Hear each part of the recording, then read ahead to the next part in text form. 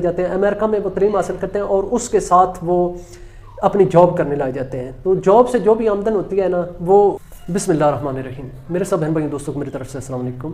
لاکھوں کروڑوں درود نبی کریم صلی اللہ علیہ وسلم اور ان کی اولاد پر. میں الحمدللہ ٹھیک ٹھاک ہوں. اللہ تعالیٰ کی ذات کا لاکھ لاکھ شکر ہے. اور آپ سب بہن بھائیوں کے لیے ہمیشہ کی طرح دعا گو کہ اللہ تعالیٰ آپ کو ہمیشہ خوش رکھیں, آباد رکھیں, شاد رکھیں, ہنستا رکھیں, مسکراتا رکھیں. چنگیاں دے سنگ لگیاں میری جھولی چ پے پھل, چنگیاں دے سنگ لگیاں میری جھولی چ پے پھل, مندیاں دے سنگ لگیاں میرے اگلے بھی گئے ڈل. اس شعر کا مطلب یہ ہے کہ جب آپ کسی اچھے انسان کی صحبت میں ہوتے ہیں تو آپ کو اس کا بہت زیادہ فائدہ ہوتا ہے. آپ کو زندگی گزارنے کا سلیقہ آتا ہے, آپ اچھی عادات سیکھتے ہیں. لیکن جب آپ کسی بری صحبت میں ہوتے ہیں تو وہ آپ کی جو اندر اچھی خصلتیں ہوتی ہیں نا وہ بھی آپ کے اندر سے نکل جاتی ہیں. آپ بجائے اچھائی کے راستے پر چلنے برائی کے راستے پر نکل جاتے ہیں. اللہ تعالیٰ نے جب کسی انسان سے کوئی اچھا کام لینا ہوتا ہے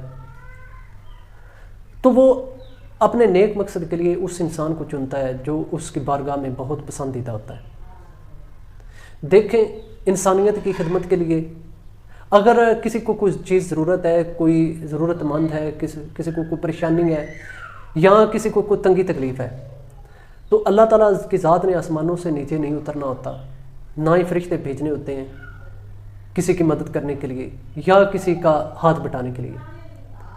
یہ وہی خدا ہے جو اپنے بندوں میں سے ہی چن لیتا ہے کہ جاؤ میرے اس بندے کی مدد کرو.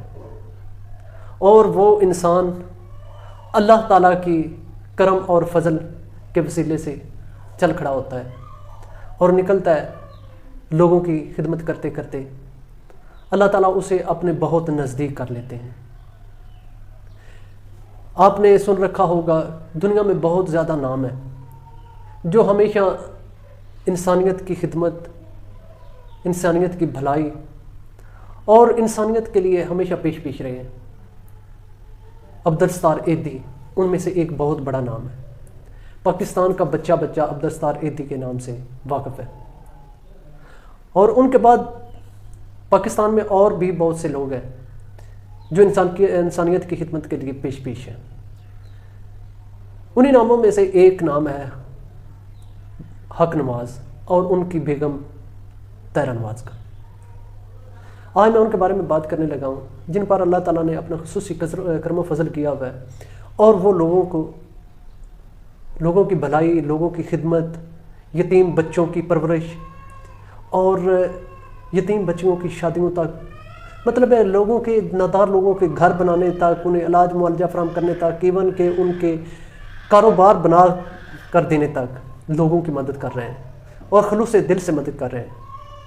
تو میں نے سوچا کیوں نہ میں اپنی آڈینس کو اس چیز کے بارے میں آج کو تھوڑی سی تفصیل دیتا چلوں, کیونکہ کافی بہن بھائی ہیں جو ان کے بارے میں جاننا چاہتے ہیں.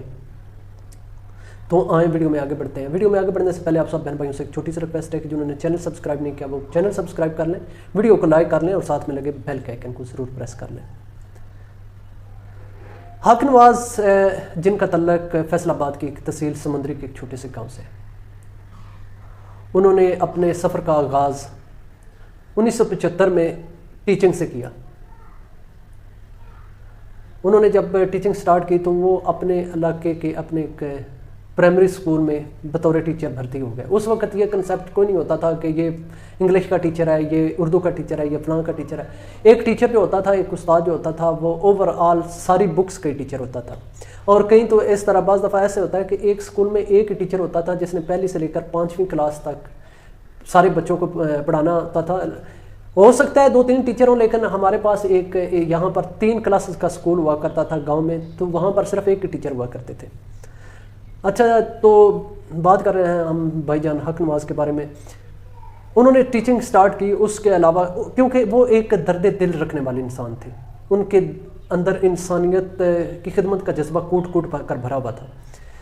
تو ٹیچنگ جب انہوں نے شروع کی تو بچوں کو دل لگا کر پڑھانا, اور ان کو کسی کے پاس اگر فیس نہیں ہونی تو فیس تک اپنی جیب سے دے دینا.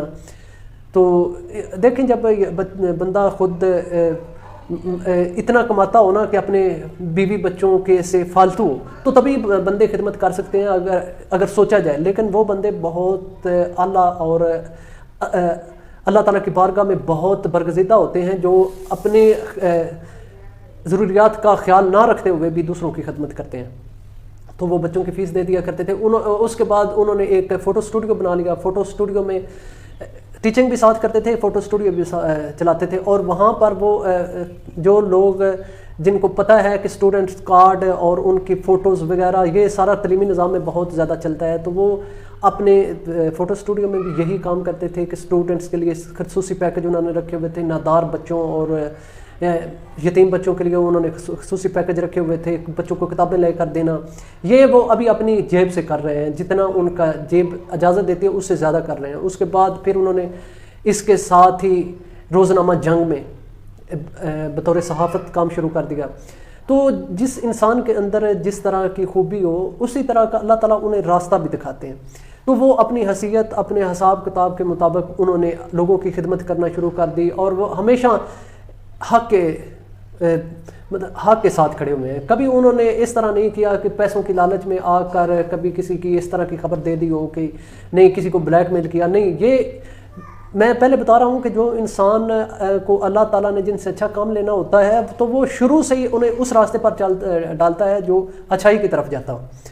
تو اس کے بعد آہستہ آہستہ اللہ تعالیٰ نے کیا کہ ان کا ایک بیٹا جس کا نام طاہر ہے، طاہر نماز، وہ تعلیم حاصل کرتے ہیں یہاں پر. پھر ان کا اعلیٰ تعلیم کے لیے وہ امریکہ چلے جاتے ہیں. امریکہ میں وہ تعلیم حاصل کرتے ہیں اور اس کے ساتھ وہ اپنی جاب کرنے لگ جاتے ہیں. تو جاب سے جو بھی آمدن ہوتی ہے نا وہ گھر بھیجتے ہیں. تو اپنے والد صاحب کو کہتے ہیں کہ ابو جان، آپ کا شوق ہے، آپ کا مشغلہ ہے کہ لوگوں کی خدمت کرنا، تو جو میں یہ رقم بھیجتا ہوں نا، گھر کا گزارا تو ویسے بھی چلتا ہی، آپ اسے راہ خدا میں خرچ کر دیا کریں.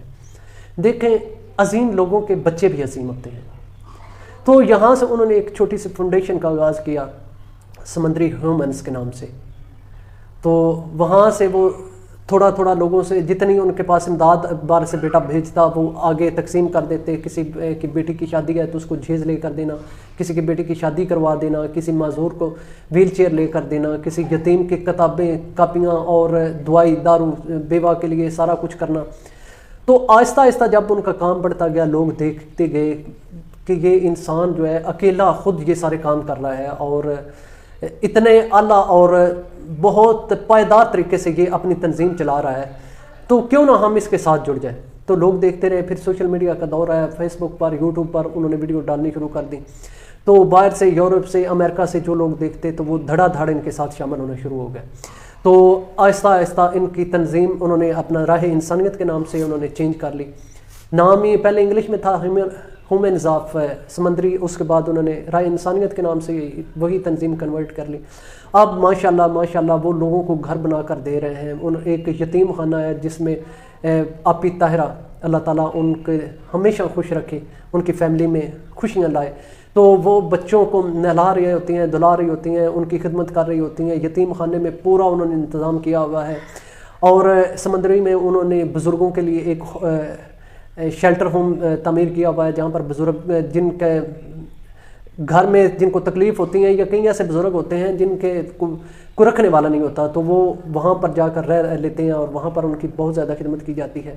مطلب یہ ہے کہ وہ اپنی پوری ایفرٹ کر رہے ہیں اس وقت، دونوں میاں بیوی اور پوری فیملی اس میں شامل ہے. اور جو بھی ان کا کمائی کرنے والا ہوتا ہے وہ سارا اپنا حصہ ادھر ڈالتے رہتے ہیں، کہ کیونکہ اللہ تعالیٰ کی ذات میں جتنا آپ خرچ کریں گے اتنا زیادہ اللہ تعالیٰ کی ذات آپ کو دیں گے. وہ نبی کریم صلی اللہ علیہ وسلم کی حدیث ہے کہ اگر آپ اس دنیا میں 1 روپیہ خرچ کرتے ہیں تو دنیا میں 10 اور 70 میں، آخرت میں 70 گنا آپ کو ملے گا.